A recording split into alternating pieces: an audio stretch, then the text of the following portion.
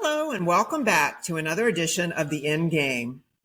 Insiders on Your Side, a podcast developed for senior lab executives by senior lab executives.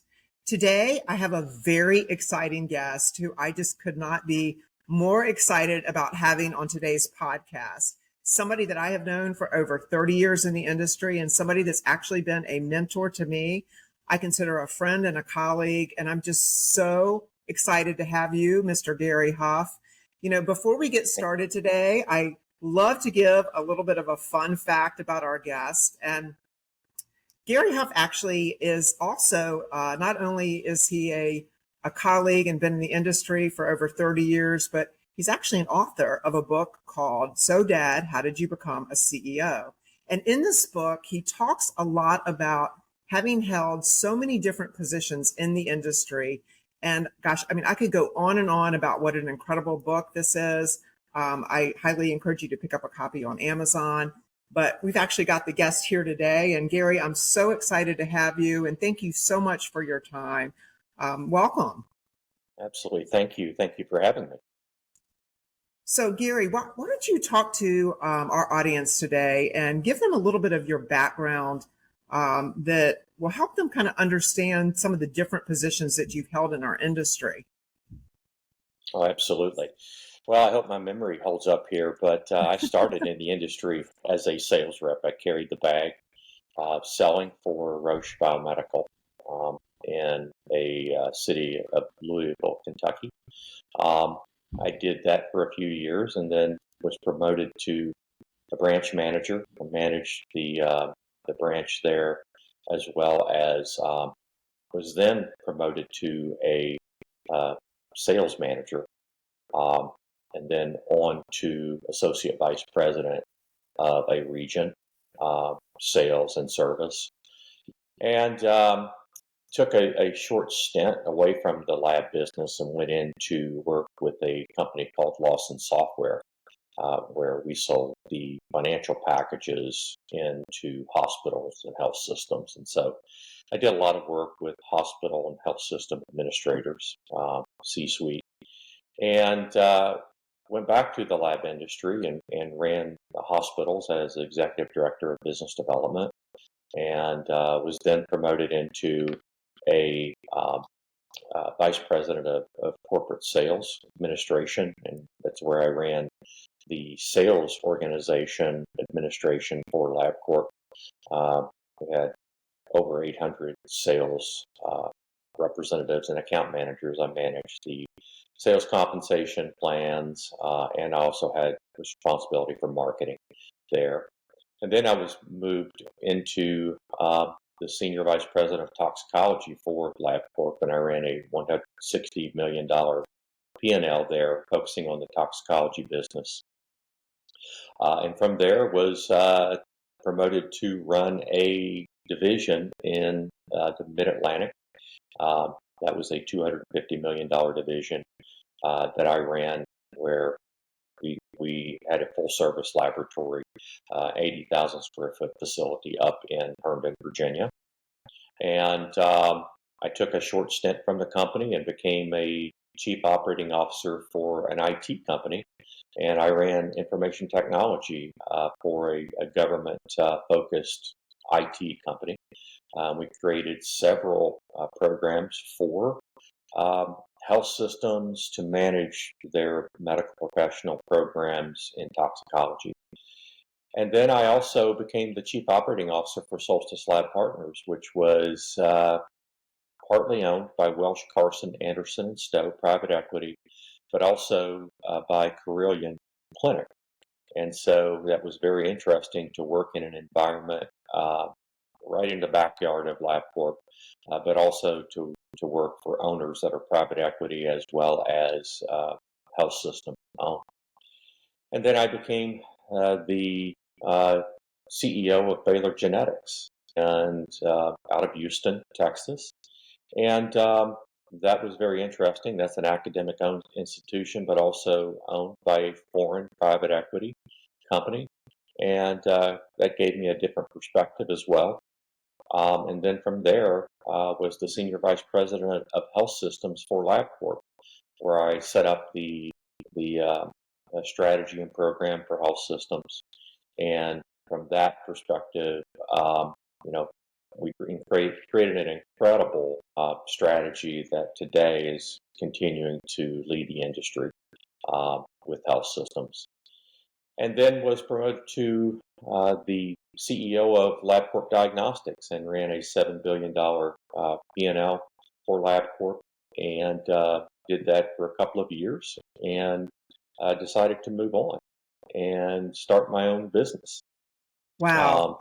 That's Yeah, incredible. Like I'm sitting back and I'm thinking to myself, oh my God, think about you run everywhere from being in sales to having been over operations to having been over IT, to having run the hospital division. I mean, wow, toxicology, genetics, working for private equity, working for the largest national laboratory in the United States. I mean, that's really incredible. I mean, how many people out there have had that much exposure and that much experience? I mean, I just think that's incredible. And that was one of the things that amazed me when I was reading your book was how you kind of started, you talked about the importance of, every 2 years going and enhancing your skill set and getting to know other areas of the organization, because it's going to make you that much of a great leader, right? When you are in a position where you're actually over a division or over a major company. So I think that's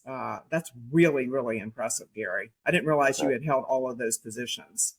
yeah, thank you. No, I appreciate that. And, also involved in that was negotiating large managed care contracts with the big managed care. So I've dealt with the managed care companies and other partners and vendors. And so it just gives me a unique perspective. And I think it's very uncommon, but also helps me in what I do today in advising laboratories and anatomic pathology organizations and health systems.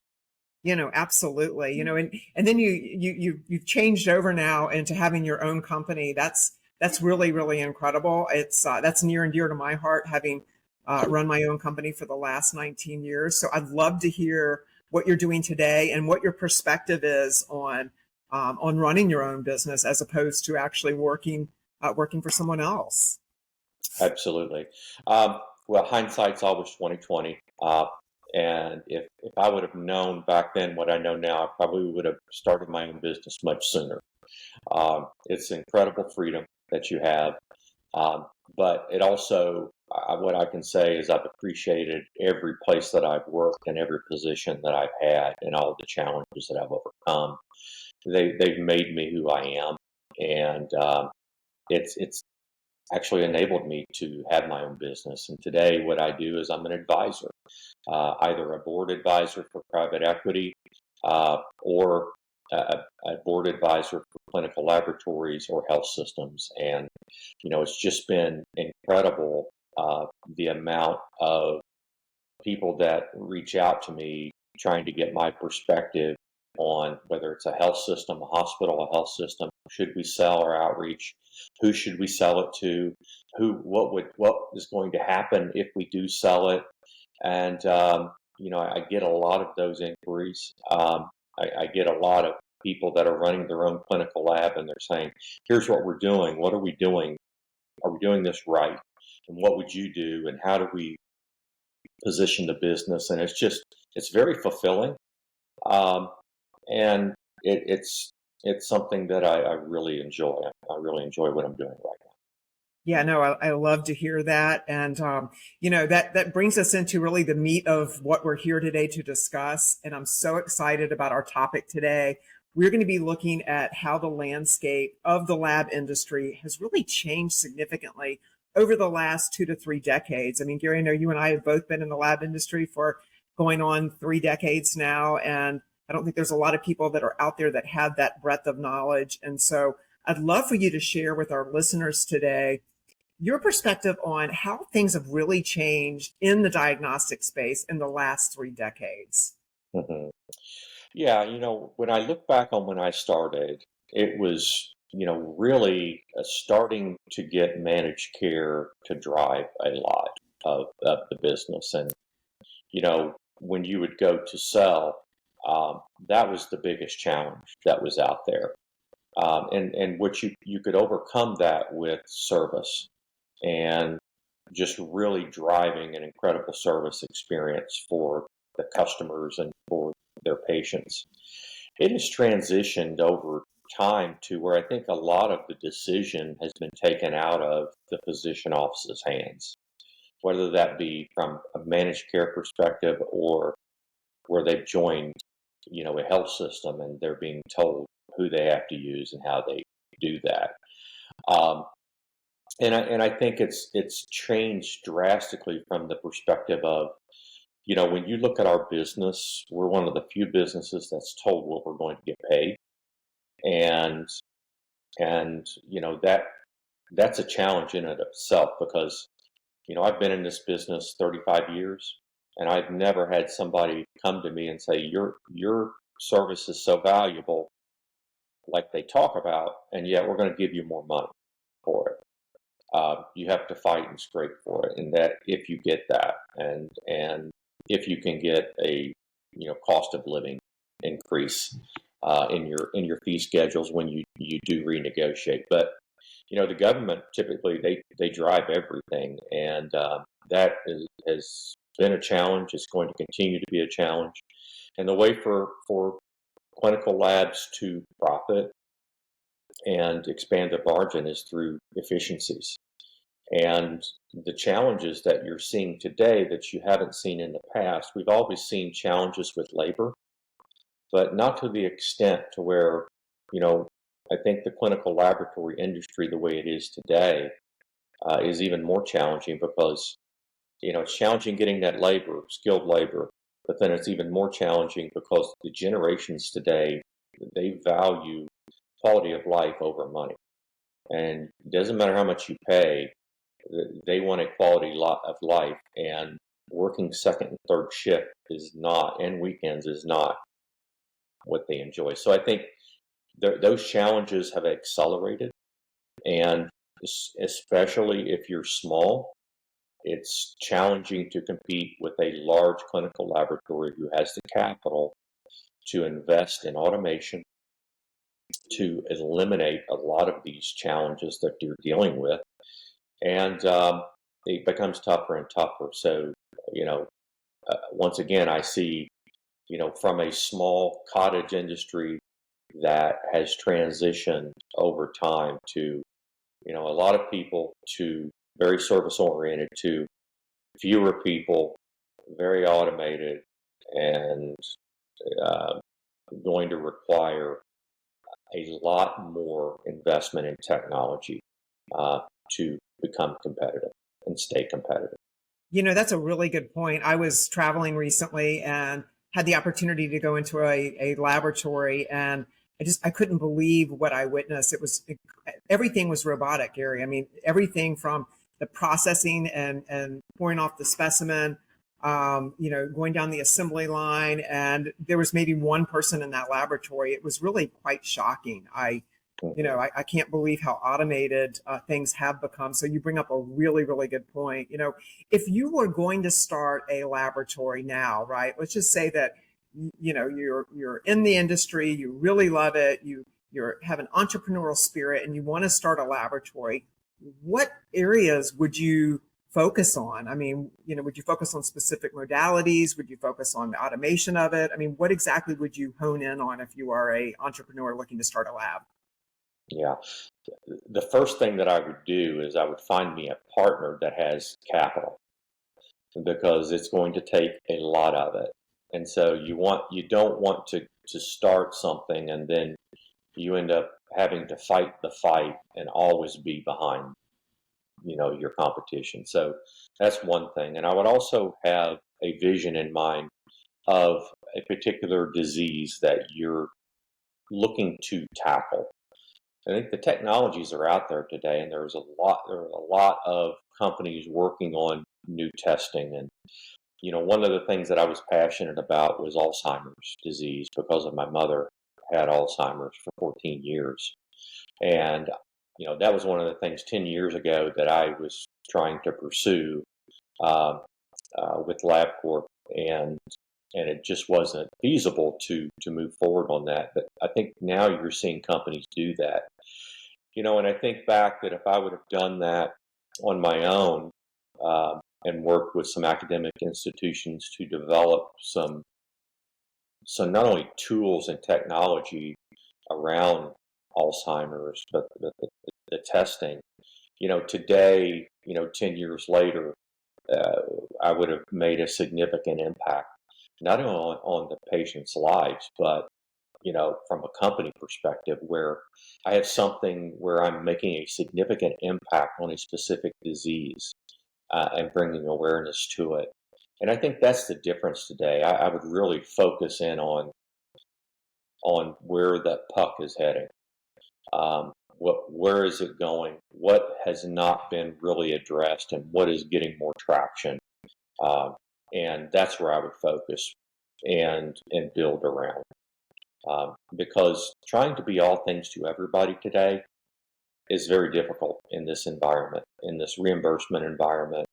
Uh, Delivering new technologies, you're continuing to get roadblocks for reimbursement and challenges there. So I'd put a lot of energy into something that's going to be a blockbuster, is the way I look at it.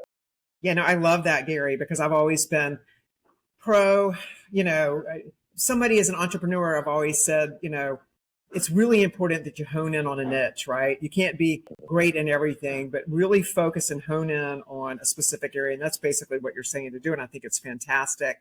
I mean, are there any areas that you would advise against focusing in on? For example, I have a lot of lab owners that call me and they tell me that they want to go into the toxicology business and they want to go out and they want to purchase toxicology laboratories. And, I know that's a very heavily scrutinized area. It typically has not been as popular. But are there areas like that you would advise against, or any sort of clientele base, maybe that it really doesn't make sense because of the, return on your investment, so to speak? Mm-hmm. Yeah, I mean, I get a lot of people ask me about, toxicology as one. And, the thing with toxicology is it had a day when it was really doing well. And look, when you look at what it costs to perform those tests versus what the reimbursements are still good. They really are. The challenge with toxicology is if you're going to go into toxicology, you have to have a lot of other services around it to support it. And it's very difficult for a doctor's office to change their processes to accommodate a lab that just does toxicology. And so the other thing that's challenging in the tox world is, yes, reimbursements are continuing to be under scrutiny, but just the ordering pattern and the ordering of toxicology tests are now being scrutinized by Medicare and managed care companies. So your ability just to get paid for it, you have to put more work into just to justify getting paid. And that means a lot of contact with the physician, getting a lot of medical records, and working through. They're making it very hard to get paid. And so that, in my mind, is a challenge. And, I'm one of these people that, I like looking forward a few years, identify an area that has a need, and start developing the tools and solutions and technology around that, and put the energy into that. And then you can take that differentiation to managed care companies and justify getting paid for it, because it does provide an impact on the patient population and for physicians. And when you do that, it's going to be easier to sell to your physicians. It's going to be easier to get reimbursement from your managed care companies. And you have a better likelihood of success from my perspective. Yeah. No, those are all very, very good points, Gary. I know we've talked about a lot today. I kind of want to conclude and ask you one other very important question, because it keeps coming up over and over by potential sellers that contact our firm. And that question is, how long does it typically take a seller to prepare themselves to go to market? And why now is it just more than ever is it important that they put that preparation in place before going to the market. And Gary, maybe you could answer that and share some of some examples. I know we've had 2 or 3 different projects we've been working on for the last 2 years to just get them prepared to be sold. So kind of share why you think it's more than now than ever important that they get more more well prepared. Yeah, and I can give you this perspective from being in the boardroom and looking at acquisitions that would be brought forth. And, over the past few years, as you know, consolidation has occurred, and there have been a lot of acquisitions that have been made. And so what that leaves a limited pool of acquisitions to make if you're a commercial lab or private equity.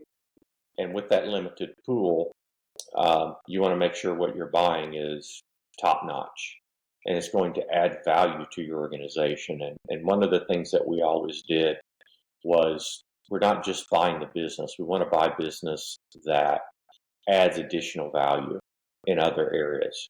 And things like, do they have a reputation in a particular marketplace? Do they have patient service centers where we don't have them? Do they have a contract with a managed care company that we don't have, we want to get into? Do they have relationships with physicians that will enable us to get into the health systems in that community? Those kind of things are just as valuable in my mind as the business itself. Now, when it comes to the business, since there is a limited amount of acquisitions out there, you want to make sure what you buy is good. And you don't want to risk. I mean, if I'm a Quest or a LabCorp, I have, $10 billion business. Why am I going to risk a $10 billion business over and my reputation over buying a $20 million lab that may have a lot of risk associated with it? I'm not. So therefore, I think the biggest thing that you have to do today, if you're a clinical lab, is make sure that your compliance is in order. Make sure that you have a good business, because not all business is good business.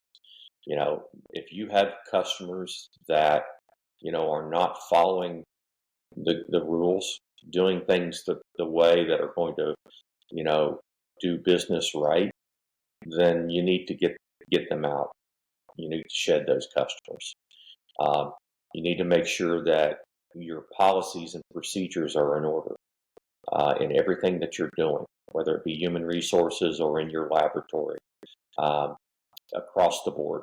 You need to make sure that your sales reps are doing things the right way. They're selling on patient care value rather than, hey, I'm cheaper, or I'm not going to do certain things that other labs are doing because it's the law.